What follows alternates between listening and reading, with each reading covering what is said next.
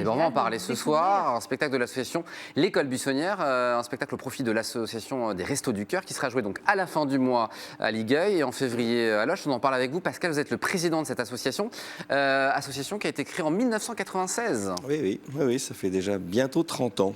L'objectif de l'association, justement, c'est de développer des spectacles de manière à titre caritatif. Oui, bon, on développe principalement ce spectacle tous les ans qui est une nouvelle édition. On ne le joue jamais 2 années de suite. Et donc, comme on dit, l'intégralité des bénéfices sont reversés au Resto du Cœur 37.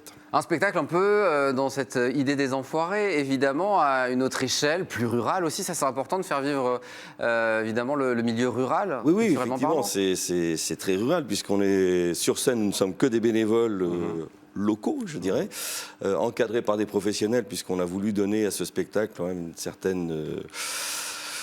un certain professionnalisme. Bien sûr, une certaine qualité. Voilà, une certaine qualité, voilà. Et donc, ça dure comme ça perdure depuis bientôt 30 ans. Et quelques ça se développe, chiffres tous les ans. qui font rêver et qui vont faire pâlir certains. 4000 spectateurs en 2015, 10 représentations en 2020. Plus de 200 000 euros, c'est ça déjà versé au Resto du Cœur.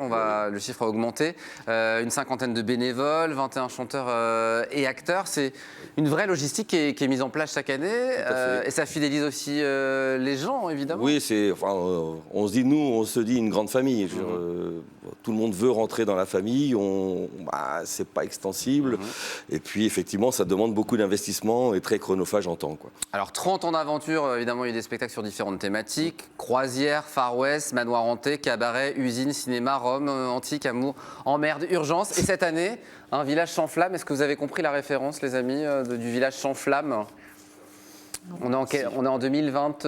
Ah, flamme olympique ? Oui, c'est ça l'idée. Alors, on va se retrouver sur un événement qui s'appelle Ligo-Gallus 24. Oui. Faut m'expliquer cette histoire, c'est quoi ? C'est un clin d'œil, effectivement. L'idée, c'était de partir sur un spectacle sur les Jeux. Bon, voilà, on s'était dit, on va faire les Jeux. Après, il y a très peu de sportifs dans la bande, donc on s'est dit, non, il ne faut pas faire... c'est pas Astérix. On n'aura pas de prouesse sportive. Il n'y a aucune prouesse technique, non. Peut-être Pascal. Non, pas du tout. Non.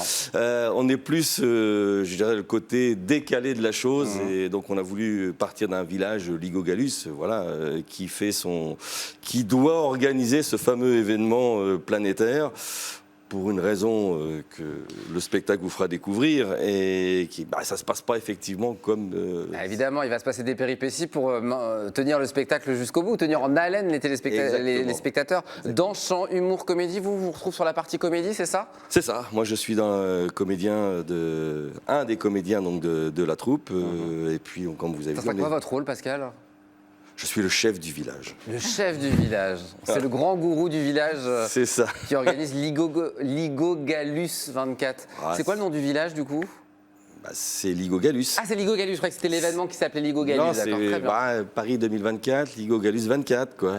Ah, très bien. Voilà. Du coup, évidemment, il y a des dates qui sont annoncées. À Ligueuil, pour démarrer, vous êtes installé où, vous, l'association, du coup ? Alors, l'association est basée à Ligueuil, d'où le fait qu'on commence le spectacle tous les ans à Ligueuil. Donc, cette année, on va jouer le 26, 27, 28 à Ligueuil. Moi, j'ai même le 27, 28, 29, je crois.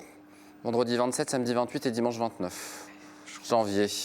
Bon, c'est vous qui avez raison. Alors sûrement, c'est le dernier week-end. C'est le dernier week-end. Vendredi, de samedi, dimanche. Je peux me planter, c'est possible, mais en tout cas, je pense que c'est les infos. Ouais. Et puis ensuite, il y aura Loches, évidemment, pour poursuivre l'aventure. Les 2 derniers week-ends de février, donc ça doit être le 16, 17, 18. Oui, alors j'ai le 17, 18, 19.